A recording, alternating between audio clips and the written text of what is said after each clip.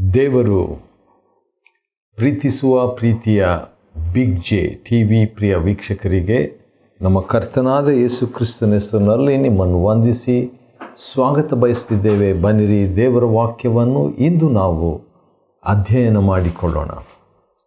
ಇಂದಿನ ಅಧ್ಯಯನ ಶ್ರೀ ಲೂಕನು ಬರೆದ ಸುವಾರ್ತೆ, the gospel according to Saint Luke. ಒಂದು ರೀತಿಯಿಂದ ನಾವೆಲ್ಲರೂ ಕೂಡ ಸೇಂಟ್ಗಳು. ದೇವರ ವಾಕ್ಯದ ಪ್ರಕಾರ ಮೊದಲನೇ ಕೊರಿಂಥ ಮೊದಲನೇ ಅಧ್ಯಾಯದಲ್ಲಿ ಭಕ್ತರು ಸೇಂಟ್ಸ್ ಎಂಬುದಾಗಿ ಕ್ರಿಸ್ತನ ಮುಖಾಂತರ ನೀತಿವಂತರಾಗಿ ರೋಮ 5:1 ಪ್ರಕಾರ ನಾವೆಲ್ಲರೂ ಕೂಡ ಭಕ್ತಾದಿಗಳು. ಅದೇ ರೀತಿಯಾಗಿ ಭಕ್ತನಾದ ಲೂಕನು, ವೈದ್ಯನಾದ ಲೂಕನು ಬರೆದ ಸುವಾರ್ತೆ 21ನೇ ಅಧ್ಯಾಯ, ಅದರಿಂದ ನಾವು ಅಧ್ಯಯನ ಮಾಡಿಕೊಳ್ಳಿದ್ದೇವೆ. ಲೂಕ 21ರಲ್ಲಿ ನಾವು ಅಧ್ಯಯನ ಮಾಡಿಕೊಳ್ಳಲಿಕ್ಕಿದ್ದೇವೆ. ಲೂಕ 21ರಲ್ಲಿ ಅಂತ್ಯಕಾಲದ 17 ಸಿದ್ಧತೆಗಳು, 17 ಪ್ರಿಪರೇಷನ್ಸ್ ಫಾರ್ ಎಂಡ್ ಟೈಮ್.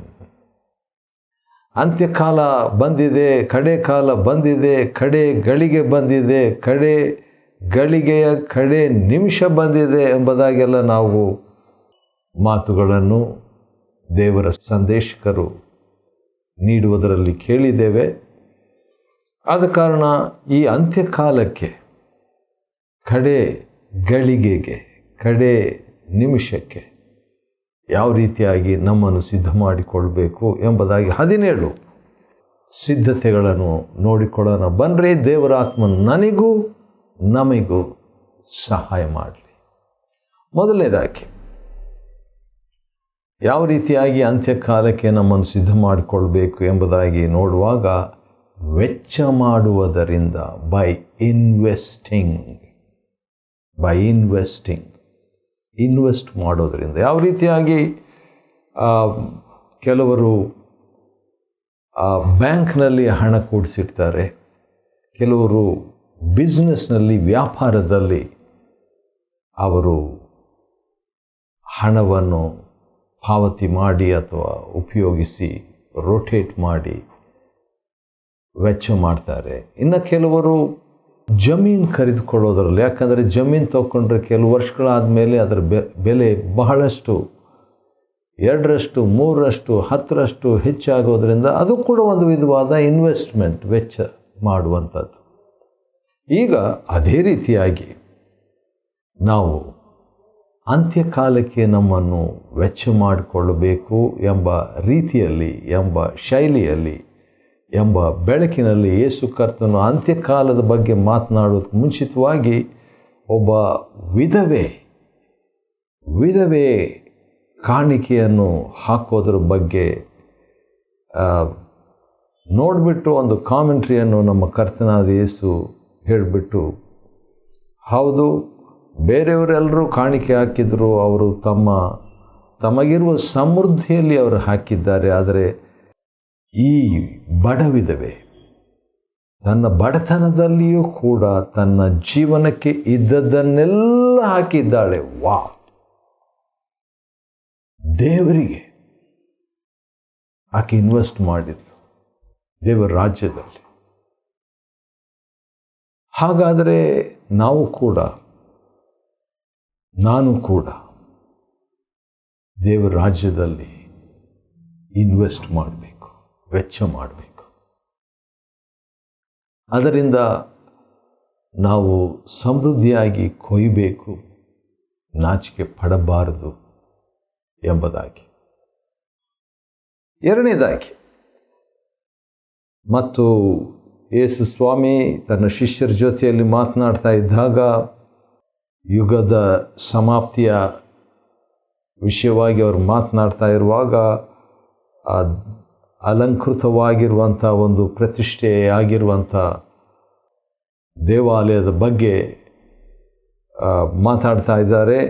ಆಗ ಯೇಸು ಸ್ವಾಮಿ ಒಂದು ಮಾತು ಹೇಳ್ತಾರೆ, 6ನೇ ವಚನ, ಲೂಕನ ಬರೆದ ಸುವಾರ್ತೆ 21ನೇ ಅಧ್ಯಾಯದ 6ನೇ ವಚನದಲ್ಲಿ, ನೀವು ಕಾಣುತ್ತಿರುವ ಇವೆಲ್ಲವೂ ಕೆಡವಿ ಹಾಕಿ ಒಂದು ಕಲ್ಲಿನ ಮೇಲೆ ಮತ್ತೊಂದು ಕಲ್ಲು ಉಳಿಯದ ಕಾಲ ಬರುತ್ತದೆ. ಲೂಕ 21:6. ಹಾಗಾದರೆ ಅಂತ್ಯಕಾಲಕ್ಕೆ ನಮ್ಮನ್ನು ಸಿದ್ಧ ಮಾಡಿಕೊಳ್ಳುವುದು ಹೇಗೆ ಅಂತ ಹೇಳ್ಬಿಟ್ಟು ನೋಡುವಾಗ, ಎರಡನೇದಾಗಿ ಕಾಲ ತಿಳಿಯುವುದರಿಂದ, ಬೈ ನೋಯಿಂಗ್ ದ ಟೈಮ್. ಆ ದಿನ ನಮಗೆ ಗೊತ್ತಿಲ್ಲ, ಆದರೆ ಆ ಕಾಲಾವಧಿ ಅಂದರೆ ಯೆರೂಸಲೇಮ್ ಸಂಬಂಧಪಟ್ಟು ಇರುವಂಥ ಸೂಚನೆಗಳು, ಇಸ್ರಾಯೇಲಿಗೆ ಸಂಬಂಧಿಸಿದ ಸೂಚನೆಗಳು, ಅವುಗಳ ಮುಖಾಂತರವಾಗಿ ನಾವು ಅಂತ್ಯಕಾಲಕ್ಕೆ ನಮ್ಮನ್ನು ಸಿದ್ಧ ಮಾಡಿಕೊಳ್ಳುವಂಥದ್ದು. ಮೂರನೇದಾಗಿ ವಂಚನೆಗೆ ಎಚ್ಚರ. Watch deception. ಯಾಕಂತ ಹೇಳಿದರೆ 8ನೇ ವಚನದಲ್ಲಿ ಶಿಷ್ಯರು ದೊಡ್ಡ ದೊಡ್ಡ ಪ್ರಶ್ನೆ ಕೇಳ್ತಾರೆ. 21:7ನೇ ವಚನದಲ್ಲಿ ಇವುಗಳು ಯಾವಾಗ ಆಗುವುದು, ಇವುಗಳು ಸಂಭವಿಸುವುದಕ್ಕಿರುವ ಯಾವ ಸೂಚನೆ ಎಂಬುದಾಗಿ ಅಂತ್ಯಕಾಲದ ವಿಷಯವಾಗಿ, ಯುಗದ ಸಮಾಪ್ತಿಯ ಕುರಿತಾಗಿ ಶಿಷ್ಯರು ಕೇಳಿದ ಪ್ರಶ್ನೆಗೆ ಸ್ವಾಮಿ ಹೇಳಿದ್ದು 8ನೇ ವಚನ, ಲೂಕ 21, ನೀವು ಮೋಸ ಹೋಗದಂತೆ ಎಚ್ಚರಿಕೆಯಾಗಿರಿ. ಹಾಗಾದರೆ ಮೋಸ, ವಂಚನೆ ದೇವರಿಗೆ ಸಂಬಂಧಪಟ್ಟು ದೇವರ ಆಲಯದಲ್ಲಿ ದೇವ ಜನರ ನಡುವೆ ಹೆಚ್ಚಾಗಿ ಪ್ರಸಂಗಿಗಳು, ಸುಳ್ಳು ಬೋಧನೆ ಇವೆಲ್ಲ ಬರುವಾಗ ಎಚ್ಚರಿಕೆಯಾಗಿ ಇರಬೇಕೆಂಬುದಾಗಿ ನಮ್ಮ ಕರ್ತನ ಮುಂಚಿತವಾಗಿಯೇ ಹೇಳಿರೋದರಿಂದ ಅದು ಕೂಡ ಅಂತ್ಯಕಾಲಕ್ಕೆ ನಮ್ಮನ್ನು ಸಿದ್ಧಪಡಿಸುವಂಥದ್ದಾಗಿದೆ. 4ನೇದಾಗಿ ಸಮಯ ಸಮೀಪಿಸಿದೆ, ನಾನೇ ಆತನು ಎಂದು ಕೆಲವು ಬೋಧನೆಗಳು ಕೆಲವರು ಬಂದು ಹೇಳಿದಾಗ ನೀವು ಅವರನ್ನು ಹಿಂಬಾಲಿಸಬೇಡಿ. Do not follow. ಅಂದರೆ ನಾವು ಇನ್ನೊಂದು ರೀತಿಯಿಂದ ಹೇಳಬೇಕಾದ್ರೆ ಮನುಷ್ಯರನ್ನು ಹಿಂಬಾಲಿಸಬೇಡಿ, ದೇವರನ್ನು ಹಿಂಬಾಲಿಸಿ. ಹೌದು, ಮನುಷ್ಯನು ಕ್ರಿಸ್ತನನ್ನು ಹಿಂಬಾಲಿಸಿದ ಹಾಗೆಯೇ ಹಿಂಬಾಲಿಸಿದರೆ, 1 ಕೊರಿಂಥ 11:1, ನಾನು ಕ್ರಿಸ್ತನನ್ನು ಹಿಂಬಾಲಿಸಿದಂತೆ ನನ್ನನ್ನು ಹಿಂಬಾಲಿಸಿದರೆ ಅದು ಸರಿ, ಖಂಡಿತ ಆಗಿರಬೇಕು. ಆದರೆ ನಾನೇ ಆತನು, ನಾನೇ ಕ್ರಿಸ್ತನು ಎಂಬ ರೀತಿಯಲ್ಲಿ ಬರುವಂಥ ವ್ಯಕ್ತಿಗಳ ವಿಷಯವಾಗಿ ಎಚ್ಚರಿಕೆ. ಇದು 4ನೇ ಒಂದು ಸಿದ್ಧತೆ ಅಂತ್ಯಕಾಲಕ್ಕೆ. 5ನೇ ಸಿದ್ಧತೆ ಏನಂತ ಹೇಳಿದರೆ, ದಿಗಿಲು ಪಡಬೇಡಿರಿ. ಲೂಕ 21:9. ಲೂಕ 21ನೇ ಅಧ್ಯಾಯ 9ನೇ ವಚನದಲ್ಲಿ ಯುದ್ಧಗಳು, ಕಲಹಗಳು ಇವೆಲ್ಲ ಇರುವಾಗ ದಿಗಿಲು ಪಡಬೇಡಿರಿ, ಫಿಯರ್ ನಾಟ್. ಇದು ಕೂಡ ಭಾಳ ಪ್ರಾಮುಖ್ಯ. ಯಾಕಂತ ಹೇಳಿದ್ರೆ ಅಂತ್ಯಕಾಲಕ್ಕೆ ಭಯಪಡದ ಜೀವನ ಅಗತ್ಯ. 6ನೇದಾಗಿ ಚಿಂತಿಸಬೇಡಿ. ಭಯಪಡಲು ಬೇಡ್ರಿ. ಇಲ್ಲ, ನಾನು ಭಯಪಡಲ್ಲ, ಆದರೆ ಚಿಂತೆ ಇದೆ, ಚಿಂತಿಸಲು ಬೇಡಿರಿ. ಲೂಕನ ಬರೆದ ಸುವಾರ್ತೆ 21ನೇ ಅಧ್ಯಾಯದ 14ನೇ ವಚನದಲ್ಲಿ ಏನು ಉತ್ತರ ಕೊಡಬೇಕು ಮುಂದಾಗಿ ಅಂತ ಹೇಳ್ಬಿಟ್ಟು ಚಿಂತಿಸಬೇಕಾಗಿಲ್ಲ, ಚಿಂತಿಸಬಾರ್ದು. I am not going to worry ಎಂಬುದಾಗಿ ಹೃದಯದಲ್ಲಿ, ಮನಸ್ಸಿನಲ್ಲಿ ನಿಶ್ಚಯಪಡಿಸಿಕೊಡ್ರಿ ಅಂತ ಯೇಸು ಸ್ವಾಮಿ ಆ ಅಂತ್ಯಕಾಲದ ಸಿದ್ಧತೆಗಳಲ್ಲಿ ಒಂದನ್ನು ಹೇಳುವಂಥದ್ದು ಎಷ್ಟು ಚೆನ್ನಾಗಿದೆ, ಎಷ್ಟು ಅಡ್ವಾನ್ಸ್ ವಾರ್ನಿಂಗ್ ಆಗಿ. ಏನಾದರೂ ಮಾಡೋದಾದರೆ ಅಡ್ವಾನ್ಸ್ ತಗೊಳ್ತಾರಲ್ವ, ಮುಂಗಡವಾಗಿ ಪಾವತಿ ಮಾಡಬೇಕಾದ ಹಣ. ಅದೇ ರೀತಿಯಾಗಿ ಅಂತ್ಯಕಾಲಕ್ಕೆ ಯಾವ ರೀತಿಯಾಗಿ ನಾವು ನಮ್ಮನ್ನು ಸಿದ್ಧ ಮಾಡಿಕೊಳ್ಬೇಕಂತ ಹೇಳ್ಬಿಟ್ಟು ಮುಂಗಡವಾಗಿ ನಮ್ಮ ಕರ್ತನಾದ ಯೇಸು ನಮಗೆ ಎಚ್ಚರಿಕೆಯನ್ನು ಕೊಟ್ಟಿದ್ದಾರೆ. ಸರಿ, ಅನಂತರ ಯಾಕೆ ಚಿಂತೆ ಮಾಡಬಾರ್ದು ಅನ್ನೋದಕ್ಕೆ, ಅಂತ್ಯಕಾಲಕ್ಕೆ ನಾವು ಭಯಪಡಬಾರ್ದು, ಚಿಂತಿಸಬಾರದು, ವಂಚಿಸಲ್ಪಡಬಾರ್ದು. ಯಾಕಂತ ಹೇಳಿದರೆ 15ನೇ ವಚನ ಭಾಳ ಒಳ್ಳೆಯ ಒಂದು ಮಾತು, ಉತ್ತೇಜನದ ಒಂದು ಮಾತು, ಶಕ್ತಿಯುತವಾದಂಥ ಒಂದು ವಾಗ್ದಾನ ಅಂತ ಹೇಳ್ಬೋದು. ಲೂಕನ ಬರೆದ ಸುವಾರ್ತೆ 21:15 ಯಾರು ನಿಮ್ಮ ವಿರೋಧಿಗಳು ಸಹ ಎದುರಿಸಲಾಗದಂಥ ಮಾತನ್ನು, ಜ್ಞಾನವನ್ನು ನಾನು ನಿಮಗೆ ಕೊಡುವೆನು. ಹಾಗಾದರೆ ಎಕ್ಸ್ಪೆಕ್ಟ್ ವಿಸ್ಡಮ್. ಅಂತ್ಯಕಾಲಕ್ಕೆ ನಮ್ಮನ್ನು ಸಿದ್ಧ ಮಾಡಿಕೊಳ್ಳೋದು ಹೇಗೆ? ಜ್ಞಾನ, ತಿಳುವಳಿಕೆ. ಅದಿಲ್ಲದಿದ್ದರೆ ನಾವು ವಂಚಿತರಾಗ್ತೇವೆ. ಆ ದೈವಿಕ ಜ್ಞಾನ ಇಲ್ಲದಿದ್ದರೆ ನಾನು ವಂಚಿಸಲ್ಪಡುವ, ವಂಚನೆಗೆ ತುತ್ತಾಗುವ ಸಾಧ್ಯತೆ. 8ನೇದಾಗಿ, ಅಂದ ಹಾಗೆ ಲೂಕನ ಬರೆದ ಸುವಾರ್ತೆ 21ನೇ ಅಧ್ಯಾಯದಿಂದ ನಾವು ಅಂತ್ಯಕಾಲದ 17 ಸಿದ್ಧತೆಗಳನ್ನು ನಾವು ನೋಡ್ಕೊಳ್ತಿದ್ದೇವೆ. ಅದರಲ್ಲಿ 8ನೇದು ಏನಂತ ಹೇಳಿದರೆ, ಭಾಳ ಚೆನ್ನಾಗಿ ಯೇಸು ಸ್ವಾಮಿ ಹೇಳಿದಂಥ ಒಂದು ಮಾತು. ಅದೇನಂತ ಹೇಳಿದರೆ 18ನೇ ವಚನ, ಲೂಕ 21:18 ನೋಡುವಾಗ ಭರವಸೆ ನಮಗಿರಬೇಕು. ಅದು ನಮ್ಮನ್ನು ಅಂತ್ಯಕಾಲಕ್ಕೆ ಸಿದ್ಧತೆಯ ಒಂದು ಪ್ಲ್ಯಾಟ್ಫಾರ್ಮ್, ಒಂದು ವೇದಿಕೆಯನ್ನು ಕಟ್ಟುವಂಥದ್ದಾಗಿದೆ. ಹೇಗೆ ಭರವಸೆ? 18ನೇ ವಚನ ಈ ರೀತಿಯಾಗಿದೆ, ನಿಮ್ಮ ತಲೆ ಕೂದಲೊಂದಾದರೂ ನಾಶವಾಗುವುದಿಲ್ಲ. ವಾವ್! ತಲೆ ಬಾಚುವಾಗ ಒಂದಾದರೂ ನಾಶವಾಗ್ತದೆ, ಕಳೆದು ಹೋಗ್ತದೆ. ಒಂದು ಕೂದಲಾದರೂ, ಸ್ನಾನ ಮಾಡೋದಾಗ ಒಂದಾದರೂ. ಆದರೆ ಇಲ್ಲಿ ನಮ್ಮ ಕರ್ತನಾದ ಯೇಸು ಕ್ರಿಸ್ತನು ಕೊಟ್ಟಂಥ ಮಹಾ ಒಂದು ವಾಗ್ದಾನ, ನಿಮ್ಮ ತಲೆ ಕೂದಲೊಂದಾದರೂ ನಾಶವಾಗುವುದಿಲ್ಲ. ವಾವ್! ಎಂಥ ಒಂದು ಭರವಸೆಯ ಮಾತು. What A confidence that we can have through this promise. ಅಂತ್ಯಕಾಲಕ್ಕೆ ಸಿದ್ಧ ಮಾಡಿಕೊಳ್ಳುವುದು ಹೇಗೆ? ಹೀಗೇನೆ. 9ನೇದಾಗಿ 19ನೇ ವಚನ, ಲೂಕ 21 ಮತ್ತು 19ನೇ ವಚನದಲ್ಲಿ ಇನ್ನೊಂದು ಸಿದ್ಧತೆ, ಯಾವ ರೀತಿಯಾಗಿ ಅಂತ್ಯಕಾಲಕ್ಕೆ ನಮ್ಮನ್ನು ಸಿದ್ಧ ಮಾಡಿಕೊಳ್ಳೋದು, ಅದು ಹೇಗೆ ಅಂತ ಹೇಳಿದರೆ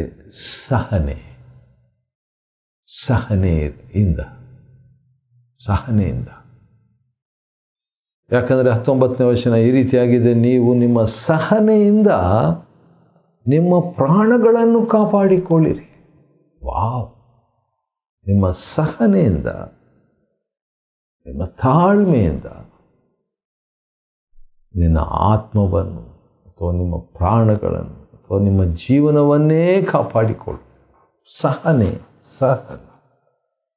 ಭಾಳ ಇಂಪಾರ್ಟೆಂಟ್. ಸಹನೆ. 10ನೇದಾಗಿ, ಅಂತ್ಯಕಾಲಕ್ಕೆ 17 ಸಿದ್ಧತೆಗಳಲ್ಲಿ 10ನೇದಕ್ಕೆ ನಾವು ಬಂದಿದ್ದೇವೆ. 20ನೇ ವಚನ, 21ನೇ ಅಧ್ಯಾಯ ಲೂಕ 20ನೇ ವಚನದಲ್ಲಿ, ಸೈನ್ಯಗಳು ಯೆರೂಸಲೇಮನ್ನು ಮುತ್ತಿಗೆ ಹಾಕುವುದನ್ನು ನೀವು ಕಾಣುವಾಗ.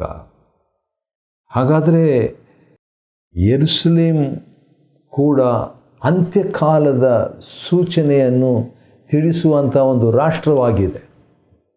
ಆದ ಕಾರಣ ಯೆರೂಸಲೇಮ್ಗೆ ಏನಾದರೂ ಸಂಭವಿಸಿದರೆ ಅದು ದೇವರ ವಾಕ್ಯದಲ್ಲಿರುವಂಥ ಪ್ರವಾದನೆಗೆ ಸಂಬಂಧಿಸಿದೆ. ಅಂತ್ಯಕಾಲಕ್ಕೆ ನಮ್ಮನ್ನು ಸಿದ್ಧ ಮಾಡಿಕೊಳ್ಳುವುದು ಹೇಗೆ? ಯೆರೂಸಲೇಮಿನ ನ್ಯೂಸು, ಸಮಾಚಾರ, ಅದಕ್ಕೆ ಸಂಭವಿಸುವಂಥದ್ದು ನಾವು ತಿಳ್ಕೊಳ್ಳೋದರಿಂದ ನಾವು ಅಂತ್ಯಕಾಲಕ್ಕೆ ನಮ್ಮನ್ನು ಸಿದ್ಧ ಮಾಡಿಕೊಳ್ತೇವೆ. ಯಾಕಂದರೆ ಸೈನ್ಯಗಳು ಯೆರೂಸಲೇಮನ್ನು ಮುತ್ತಿಗೆ ಹಾಕುವುದನ್ನು ನೀವು ಕಾಣುವಾಗ ಅದು ಹಾಳಾಗುವ ಕಾಲವು ಸಮೀಪಿಸಿದೆ ಎಂದು ತಿಳಿದುಕೊಳ್ಳಿರಿ. ವಾರ್ ಇನ್ ಜೆರೂಸಲೇಮ್, ಯೆರೂಸಲೇಮ್ನಲ್ಲಿ ಯುದ್ಧ ಕೂಡ, ಅದನ್ನು ನೋಡೋದು ಕೂಡ, ಅದು ನೋಡುವಾಗ ನಮ್ಮನ್ನು ನಾವು ಸಿದ್ಧ ಮಾಡಿಕೊಳ್ತೇವೆ. ಮತ್ತು 22ನೇ ವಚನ, ಲೂಕ 21:22ನೇ ವಚನ ಅದೇನೆಂದರೆ, ಪವಿತ್ರ ಗ್ರಂಥದಲ್ಲಿ ಬರೆದಿರುವವುಗಳೆಲ್ಲವೂ ನೆರವೇರಲು ಇದು ದಂಡನೆಯ ದಿವಸಗಳಾಗಿವೆ. ಹಾಗಾದರೆ ದೇವರ ವಾಕ್ಯದಲ್ಲಿ ಬರೆದಿರುವಂಥದ್ದೆಲ್ಲವೂ ಕೂಡ ಪ್ರೊಫೆಟಿಕ್ ವರ್ಡ್, ಪ್ರವಾದನೆಯ ಮಾತುಗಳು.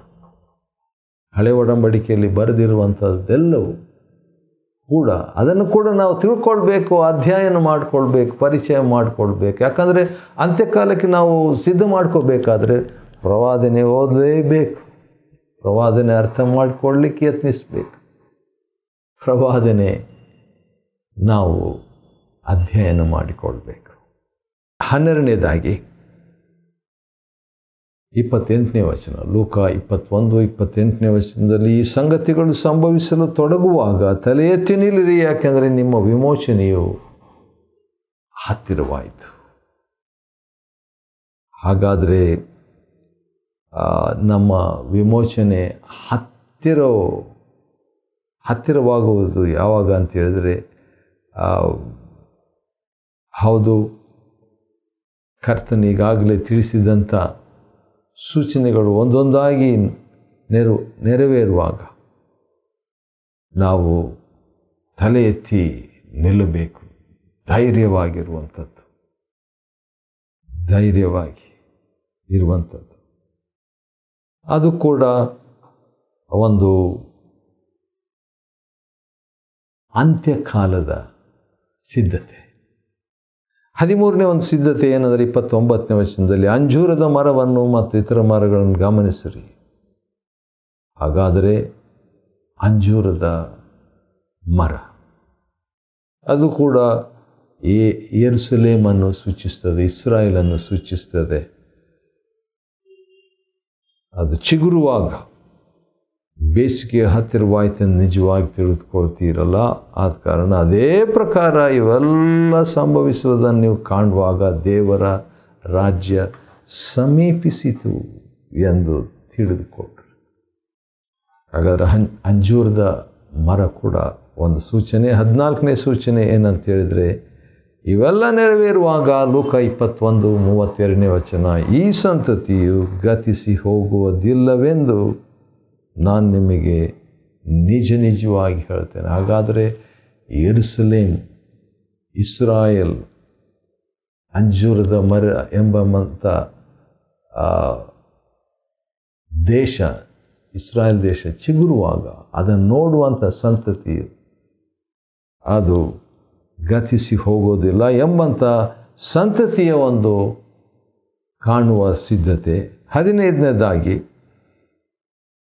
ಭೂಮಿ ಆಕಾಶಗಳು ನಾಶವಾಗ್ಬೋದು, ಆದರೆ ನನ್ನ ಮಾತುಗಳು ಗತಿಸಿ ಹೋಗುವುದೇ ಇಲ್ಲ ಅಂತ ಯೇಸುಸ್ವಾಮಿ ಗ್ಯಾರಂಟಿ ಕೊಡ್ತಾರೆ, ಲೂಕ 21:33. ಹಾಗಾದರೆ ಯೇಸುಸ್ವಾಮಿಯ ಮಾತಿಗೆ ಮಹತ್ವ ಕೊಡೋದ್ರಿಂದ, ಅಂದರೆ 4 ಸುವಾರ್ತೆಗಳಿಗೆ, ಅಂದರೆ ಉಳಿದ ಪುಸ್ತಕ ಓದಬಾರ್ದಂತ ಹೇಳ್ತಾ ಇಲ್ಲ ನಾನು, ಅಂತ್ಯಕಾಲಕ್ಕೆ ನಮ್ಮನ್ನು ಸಿದ್ಧ ಮಾಡಿಕೊಳ್ಳೋದು ಹೇಗೆಂದರೆ 4 ಸುವಾರ್ತೆಗಳ ಕಾರಣದಿಂದ ಅಥವಾ ಕಲಿಯೋದರಿಂದ. ಅನಂತರ ಜಾಗರೂಕರಾಗಿರ್ರಿ, 34ನೇ ವಚನ, ಲೂಕ 21:34, ಜಾಗರೂಕರಾಗಿರ್ರಿ. ಯಾಕಂದರೆ ಅಮಲಿನಿಂದಲೂ ಜೀವನದ ಚಿಂತೆಯಿಂದಲೂ ಹೃದಯದ ಭಾರದಿಂದಲೂ ಇರದಂತೆ ಜಾಗರೂಕರಾಗಿ ಇರಬೇಕು. ಮತ್ತು ಅದಕ್ಕೆ ಸಂಬಂಧಿಸಿ 36ನೇ ವಚನದಲ್ಲಿ, ಯಾವಾಗಲೂ ಎಚ್ಚರವಾಗಿದ್ದು ಪ್ರಾರ್ಥಿಸುವುದು. ಯಾವಾಗಲೂ ಎಚ್ಚರವಾಗಿ ಪ್ರಾರ್ಥಿಸುವುದು ಅಂತ್ಯಕಾಲದ ಸಿದ್ಧತೆಯ 17ನೇ ಸಿದ್ಧತೆಯಾಗಿರ್ತದೆ. ಲೂಕನ ಬರೆಸುವಾರ್ತೆ 21ನೇ ಅಧ್ಯಾಯವನ್ನು ಅಧ್ಯಯನ ಮಾಡಿಕೊಡುವಂತೆ ದೇವರು ಕೊಟ್ಟ ಕೃಪೆಗಾಗಿ ಆತನಿಗೆ ಸ್ತೋತ್ರವಾಗಲಿ. ದೇವರು ನಿಮ್ಮನ್ನು ಆಶೀರ್ವದಿಸಲಿ.